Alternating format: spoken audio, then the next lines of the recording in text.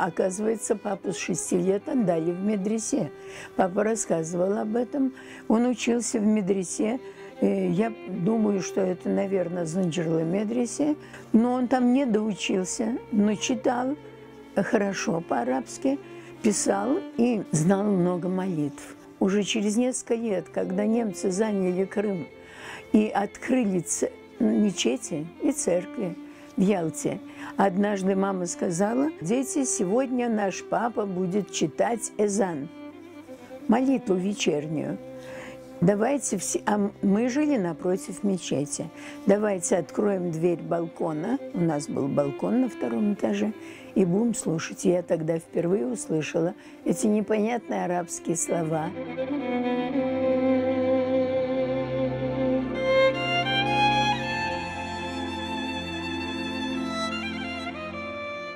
Мы ехали без отца в этих вагонах. А он, оказывается, их уже выселили в этом Великоалексеевске станции. И папа, оказывается, разрешили ему целую неделю.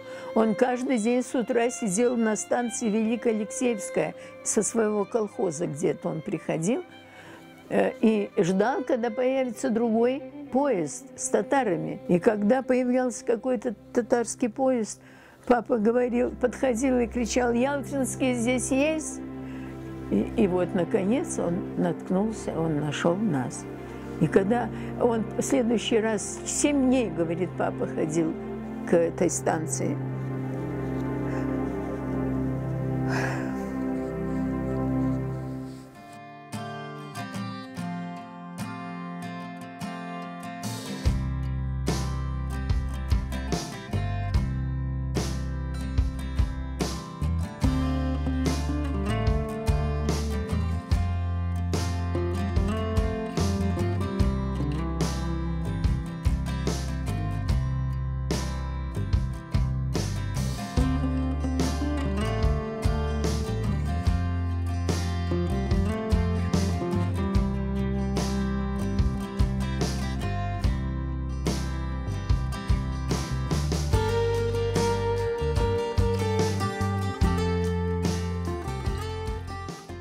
В апреле 91-го была конференция большая, всесоюзная тогда называлась.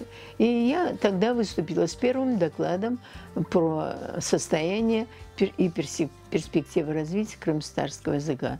И с тех пор я продолжаю заниматься русским языком.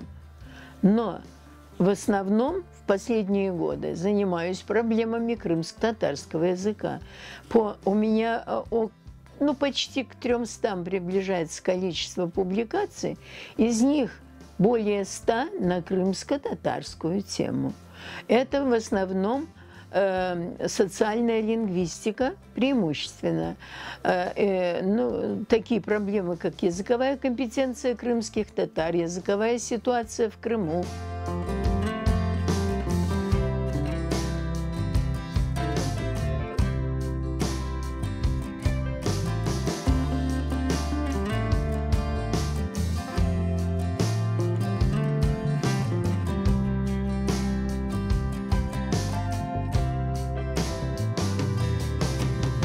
Научная грамматика Бекира Чубанзаде, хрым-татар Ильми Сарфы, была написана раньше, опубликована в 1925 году арабским письмом. Первая научная грамматика первого крымско-татарского профессора.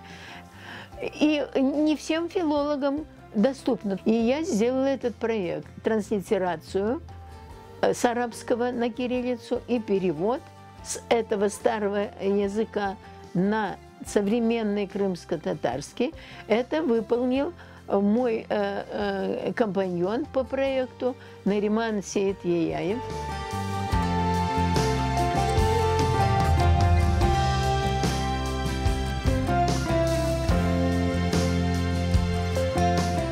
В мои руки случайно попал один роман турецкого, на турецком языке.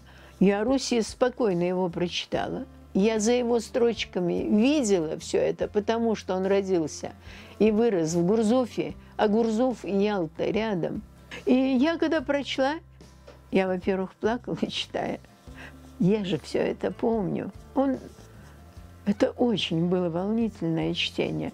И я стала искать кого-нибудь, кто знает его адрес, чтобы написать ему письмо и попросить его разрешения, без разрешения нельзя, перевести на русский язык.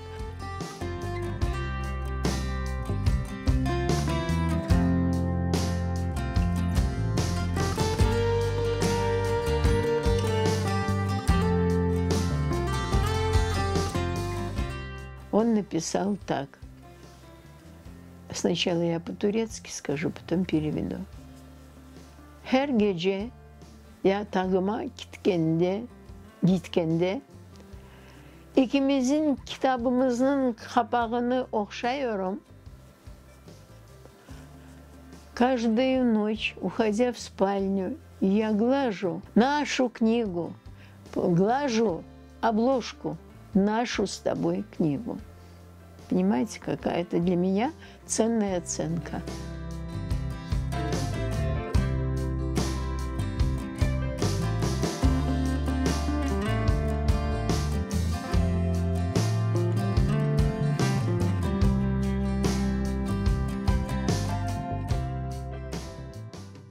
Первое – это, конечно, гены. Мой папа дожил до 95 лет, я его здесь похоронила. А второе – это любовь к своей работе. Я люблю ее. Когда человек не любит свою работу, это отражается на его лице.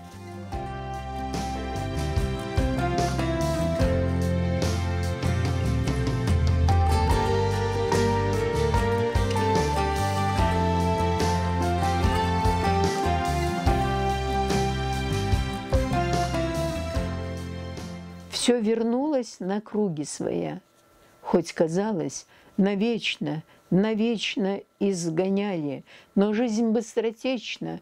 Я вернулась в родные края. Я вернулась, и снова, как прежде, пряно пахнет сосновый лес, и бездонное око небес озаряет лучами надежды. И сбылись все мои мечты. Даже камни твои мне милы, и я целую родные могилы. Это ты, моя Родина, ты. Никогда, никогда, никогда, никогда я тебя не покину, а Аллах позовет, все отрину и останусь с тобой навсегда.